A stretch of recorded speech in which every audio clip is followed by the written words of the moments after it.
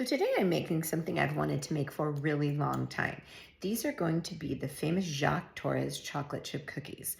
They have a lot of interesting ingredients and they take 24 hours to make because we're going to make the dough, then we're going to chill it, then we're going to cook them tomorrow. And the key to this is that refrigeration time. Supposedly it makes them crispy around the edge and chewy in the middle. So let me show you the ingredients and then follow along as I make them. It's quite a big list of ingredients. There's baking soda, there's coarse salt, there's baking powder, there's Maldon salt, there's regular sugar, there's butter, there's eggs, there is Valrhona chocolate, there's cake flour, there's bread flour, light brown sugar, and I'm using some of my famous homemade vanilla. This is a super interesting recipe. It's very, very specific. I'm gonna start out with 2 cups minus 2 tablespoons of cake flour, and that's gonna go into my sifter. And I usually put my sifter right inside my bowl because it really helps and keeps you from making a mess. So we're gonna sift that right into the bowl.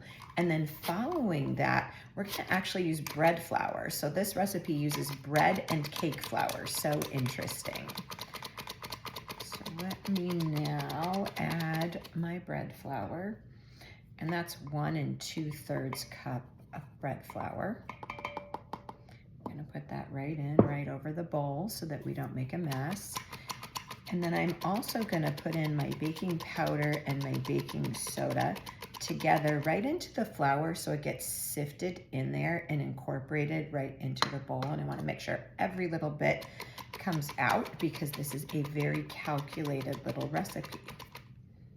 The last thing that goes into the dry ingredients is the coarse salt. So I'm gonna put that right in there. And the idea of sifting just incorporates everything really well and makes it really nice and fluffy. And there you can see all my sifted ingredients, nice and light and fluffy. And now we're gonna go on to the wet ingredients and we're gonna cream them using a stand mixer. In my stand mixer, I have 2½ sticks of softened unsalted butter. So I'm gonna start that with the paddle attachment and get it going really slowly. Then I'm gonna add in both my brown and my white sugar. So there's my white sugar.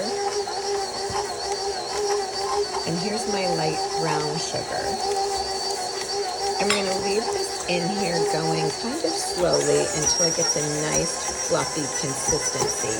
And then one by one, we're gonna add the next ingredients. So I've beaten the butter and the sugars until they're light and fluffy. That took about 5 minutes. Now I'm going to add in 2 whole eggs. And we're gonna incorporate that along with 2 teaspoons of vanilla.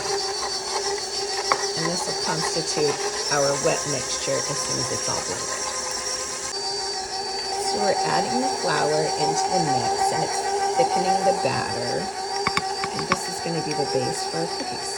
This is both bread and cake flour, and that's really key to the consistency that we want to get out of these cookies. We want to mix it together, but not over mix it, adding the flour a little bit at a time. Something of note with regard to the chocolate in these cookies is it's Valrhona chocolate, and it comes in these discs. And so I've rough chopped about 1.5 pounds of this Valrhona chocolate, and I'm going to very gently fold it into the batter so as not to strengthen the gluten and make these cookies tough. So watch as I do that. Here's my finished dough, and I'm gonna gently sprinkle in and then fold in with a spatula my Valrhona chocolate. So here's what your dough should look like once your chocolate is incorporated.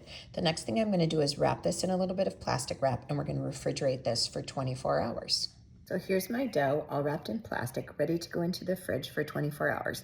Tomorrow we will take it out, we will scoop it into mounds with an ice cream scoop, and we'll bake it, and I'll let you know if all this was worth it. Okay guys, so here's the moment of truth. Here's my dough. It's been in the refrigerator for 24 hours. I'm gonna unwrap it. I've let it soften for about 20 minutes. I'm gonna scoop it onto a cookie sheet, and then I'm gonna bake it, and we're gonna see how it turns out. So I'm using an ice cream scoop. I find that really easy because it has the little handle that helps you to dispense each scoop, and it makes a pretty big cookie. So I'm gonna fill my cookie sheet with this and put them in the oven. Okay, so this is about half of my dough. I'm putting the last one on here, scooping it out. And these are gonna go into the oven. I was tempted to add some pecans because I love pecans in my chocolate chip cookies, but I wanted to make these exactly like the recipe. So let me pop them in the oven, take them out, and see what you guys think. Okay, and into the oven we go. These look pretty amazing. So here are my cookies fresh from the oven, and the recipe says sprinkle immediately with Maldon salt. So that's what I'm gonna do. And I have to tell you, I'll show you a close-up, but these literally look like bakery cookies. Like each one came out absolutely perfect. You can see the chunks of chocolate in them. I'm anticipating that this is gonna be worth it and that these are gonna be delicious. So let me show you what they look like. So here's the individual cookies, and I have to say, they are simply gorgeous. And I can tell, as the recipe said, that they are gonna be crispy around the edges and fluffy in the middle. So as soon as they cool, I'm gonna take a bite and I'll tell you guys what I think. Okay, my cookies have cooled enough to eat one, and I'm gonna place them on this little tray in my kitchen. But first, I'm gonna take a bite and let you guys know what I think. They're warm, they look crispy on the outside, fluffy in the middle. Let's see.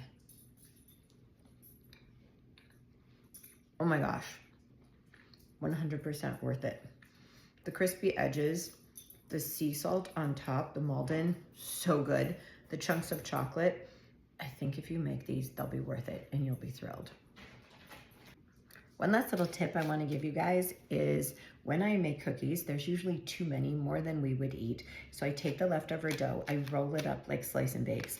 I tie the ends with kitchen twine, I put it in parchment paper, I pop it in the freezer, and then later, when I don't want to spend 24 hours making cookies, I have fresh cookies right here. Just slice them and bake them just like the grocery store kind.